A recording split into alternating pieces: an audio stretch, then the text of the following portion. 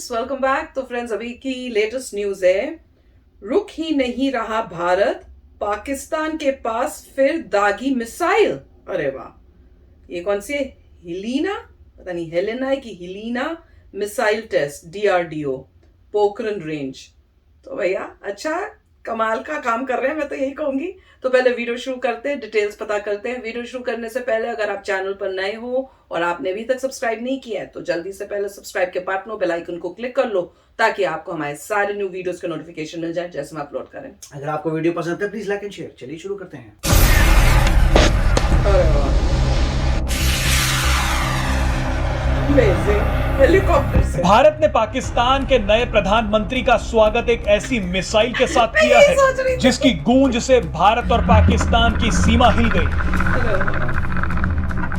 ये एक anti tank guided missile है जिसका नाम है हेलेना। हेलेना मिसाइल लॉन्च होने के बाद अपने टारगेट को ढूंढती है और उसे तबाह कर देती है। हेलेना के लिए कहा जाता है कि ये फायर एंड फॉरगेट सिद्धांत पर काम करती है, यानी इस मिसाइल को दागो और भूल जाओ। दागो और भूल जाओ के मंत्र पर चलने वाली इस मिसाइल से दुश्मन के टैंक बच नहीं सकते। आपको बता दें कि पोखरण में इस मिसाइल को एक हेलीकॉप्टर से लॉन्च किया गया और इसने पूरी सटीकता के साथ अपने टारगेट को नष्ट कर दिया। भारत में बनी हेलिना 230 मीटर प्रति सेकंड की गति से चलती है, यानी 828 किलोमीटर प्रति घंटा। इस गति से आती किसी भी मिसाइल से बचने के लिए दुश्मन के टैंक को मौका ही नहीं मिलता। आपको जानकारी दे दें कि हेलिना की रेंज 500 मीटर से लेकर 20 किलोमीटर तक की है। हेलिना का सफल परीक्षण डीआरडीओ और सेना के लिए एक बड़ी उपलब्धि माना जा रहा है। अब एंटी टैंक गाइडेड मिसाइल के लिए भारत को दूसरे देशों पर निर्भर नहीं होना पड़ेगा। इस वीडियो में आपको हेलिना मिसाइल के बारे में ऐसी जानकारी देंगे जिससे आपको पता चलेगा कि ये कितनी घातक मिसाइल है। आर्मर्ड यानी टैंकों के हमले को या तो टैंकों से रोका जा सकता है या एंटी टैंक गाइडेड मिसाइल यानी एटीजीएम से। एटीजीएम को कंधे पर रखकर भी चलाया जा सकता है, उसको किसी बख्तरबंद गाड़ी में भी फिट किया जा सकता है, लेकिन सबसे ज्यादा कामयाब होता है एटीजीएम से लैस हेलीकॉप्टर का हमला। हेलीकॉप्टर बहुत तेजी से मैदान जंग में दूर दूर तक जा सकता है, पूरे मोर्चे पर बिखरे हुए दुश्मन के टैंकों को देख सकता है और उस पर सीधे ऊपर से हमला कर सकता है। भारत ने 80 के दशक के आखिरी दिनों में स्वदेशी एटीजीएम बनाने की तैयारी शुरू की। 80 के दशक में पहला 40 साल हो गए, इसलिए जाहिर है बहुत मुश्किलें आई, बहुत नाकामयाबियां झेलनी पड़ी, लेकिन लंबी जद्दोजहद के बाद अब भारतीय एटीजीएम सेना में शामिल होने के लिए तैयार है। नाम है नाग का एक और वेरिएंट है जिसे हेलीकॉप्टर से दागा जाता है। हेलीकॉप्टर से दागे जाने वाले नाग एटीजीएम का नाम हेलीकॉप्टर और नाग को मिलाकर इसलिए हेलिना का आखिरी ट्रायल्स चल रहा है, यानी वैलिडेशन ट्रायल्स चल रहे हैं। अब वो भारतीय सेना में शामिल होने के लिए तैयार है। भारतीय सेना के लिए हेलिना का एक कामयाब परीक्षण किया गया है जिसमें हेलिना को स्वदेशी हेलीकॉप्टर एडवांस लाइट हेलीकॉप्टर ध्रुव में लगाया गया और उसने बहुत कामयाबी के साथ अपने निशाने को भेदा। यानी हेलिना और स्वदेशी हेलीकॉप्टर दोनों का मेल अब भारतीय सेना का सबसे घातक हथियार बनने वाला है। रेंज 500 मीटर से लेकर 20 किलोमीटर तक है। दिन हो या रात निशाना अचूक है। दुश्मन का टैंक एक बार अगर लॉक हुआ तो उसके बाद उसके बचने की कोई संभावना नहीं। दरअसल भारत की लंबी पश्चिमी सीमा पाकिस्तान के साथ मिलती है और यहाँ जब भी भिड़ंत होती है तो टैंकों यानी आर्मर्ड की लड़ाई ही लड़ाई का फैसला करती है। और ऐसे में दुश्मन की तरफ से आने वाले टैंकों के बड़े हमले को रोकने के लिए स्वदेशी हेलीकॉप्टर में लैस हेलिना सबसे कामयाब हथियार साबित होगा। तो फ्रेंड्स, न्यूज तो बहुत ही बढ़िया है और इनको पहले लगा था कि हेलिना बोल रहे थे तो ऐसे लगा इजराइल है, पर जब उन्होंने एक्सप्लेन किया कि भैया कैसे नाम आया है हेलीकॉप्टर और नाग को कंबाइन करके, मैंने कहा क्या सोचा है यार, अमेजिंग था।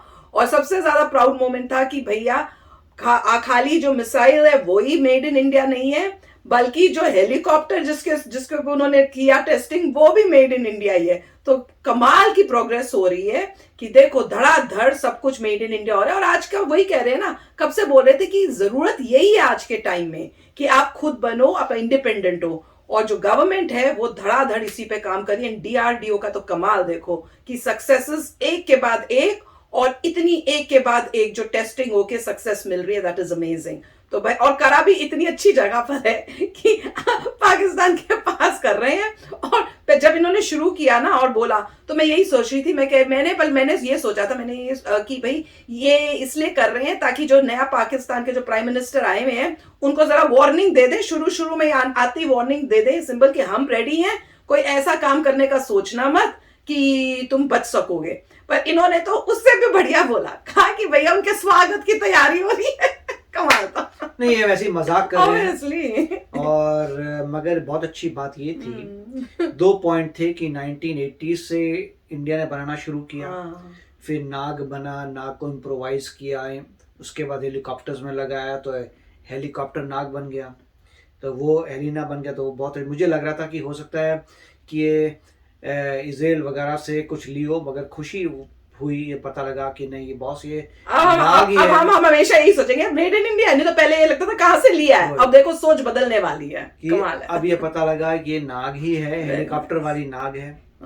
और स्वदेशी हेलीकॉप्टर की उन्होंने बात की थी, मतलब हमारे ही हेलीकॉप्टर हैं जो हमने प्रोड्यूस किए हैं, उसी में हमारे अपने वेपन्स लग रहे हैं। और उसका मतलब ये है कि आप जितने चाहे प्रोड्यूस कर सकते हैं, अब आपको सब कुछ आता है। और उन्होंने ये भी क्लियर किया कि जब वॉर होती है पाकिस्तान वगैरह के साथ, तो उसमें टैंक्स का मैक्सिमम यूज़ होता है, आर्मर्ड टैंक्स का। ऑफ कोर्स ये उसकी बात कर रहे हैं, हिमालयस की बात नहीं कर रहे, हिमालय की उस एरिया की बात नहीं कर रहे, बात करें राजस्थान वाले बॉर्डर की बात कर रहे होंगे, गुजरात वाले बॉर्डर की बात कर रहे होंगे, जहाँ पे मैदान है वहाँ पे टैंक्स सबसे इम्पॉर्टेंट है। और उस एंटी टैंक मिसाइल बोलिए, उन्होंने बोला है कि हेलीकॉप्टर से भी जा सकती है, और नाग तो ऑलरेडी अवेलेबल है कि लैंड से भी जा सकता है। तो बहुत ही अच्छा किया है। और अब ये टेस्टिंग मेरे ख्याल से पोखरण में बोल रहे थे, कहीं बोल रहे थे, तो उसी रीजन में टेस्टिंग हो रही है और उससे रेडीनेस आ रही है, तो बहुत अच्छी बात है। और ये क्रिटिकल चीज़ थी जो चाहिए थी, एंटी टैंक। और ये क्यों आ रहा है अभी? क्योंकि अभी यूक्रेन की वॉर में सबको नजर आया। एक और बात है, उन्होंने हेलीनैक ये भी कहा था कि वो सरफेस से, शोल्डर से भी जा सकती है। मतलब एग्जैक्टली वही वेपन्स हैं जो यूएसए और यूरोपियन यूनियन दे रहा है यूक्रेन को बचने के लिए। कीव में क्यों नहीं आ पाए? क्योंकि जितने भी टैंक्स आए थे, आपने देखा था कि कोई 4 माइल लंबे उनका टैंक का प्रोसेशन आ रहा था, और एंटी टैंक वेपन्स ने उन सबको उड़ाया है। तो वही पाथ पे जा रहे हैं। तो बहुत ही अच्छा रिस्पांस आ रहा है हमारी तरफ से भी, अपनी औरों को ऑब्जर्व करके हो रहा है कि अच्छा हमें भी चाहिए होंगी एंटी टैंक मिसाइल्स, वो आ गई हैं। तो वेरी नाइस। यस, और अब ड्रीम जो सोची हुई थी ना, वो ऐसे लग रहा है कम ट्रू हो रही है। कि कब से सोच रहे थे कब अपने इंडिया क्या खुद के बनेंगे, कब होगा ऐसा, और अब इतनी अच्छी अच्छी चीजें बना रहे हैं। और हर एरिया से, मतलब सोच रहे हैं एयर से करना है, जमीन से करना है, पानी से करना है, तो अपने आप को हर तरफ से जो है सेव कर रहे हैं। कमाल की न्यूज थी। तो चलो फ्रेंड्स, चलते हैं, मिलेंगे नेक्स्ट वीडियो में बहुत ही जल्द। Till then take care and